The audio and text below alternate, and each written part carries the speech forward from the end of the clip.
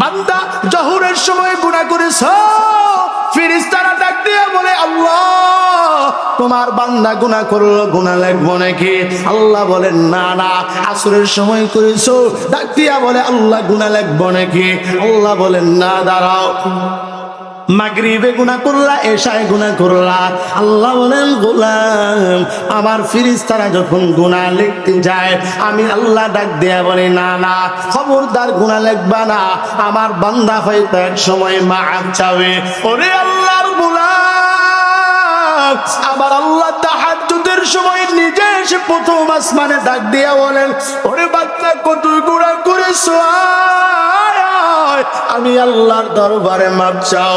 ওরে বান্দা ডানে গুনাহ, বামে গুনাহ, সামনে গুনাহ, পিছনে গুনাহ, গুনার সাগরের মধ্যে ডুবতেছো।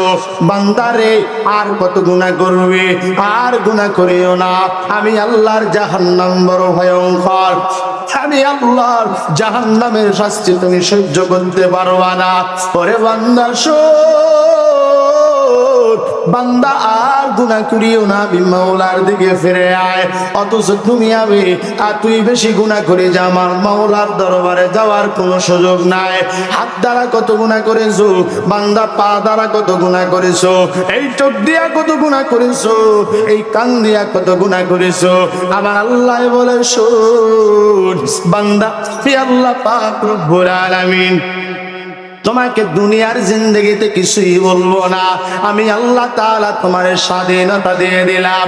আল্লাহ বলেন তবে শুনে নাও, ইয়াউমা নাখদিমু আলা আফওয়াহিহিম ওয়া তুকাল্লিমুনা আইদিহিম ওয়া তাশহাদু আরজুলুহুম বিমা কানু ইয়াকসিবুন। আল্লাহ বলেন এই দুনিয়াতে আমি আল্লাহ কিছুই বলবো না। বান্দা যখন হাসরের ময়দানে আমি আল্লাহর সামনে যখন দাঁড়ায় যাবা, আমি আল্লাহ তোমার মুখের মধ্যে মোহর মেরে দেব। তোমার হাতে প্রশ্ন করো, আমি আল্লাহ তাআলা তোমার পারে প্রশ্ন করব, আমি আল্লাহ তাআলা তোমার জবানে প্রশ্ন করব। সব অঙ্গ প্রত্যঙ্গ তোমার বিরুদ্ধে ওই দিন উত্তর দেবে, তোমার বিরুদ্ধে সাক্ষী দেবে। আরে গোলাম, দুনিয়ার জিন্দেগিতেও যদি বেঁচে যাও, আখিরাতের জিন্দেগিতে বান্দা তুমি বাঁচতে পারবা না।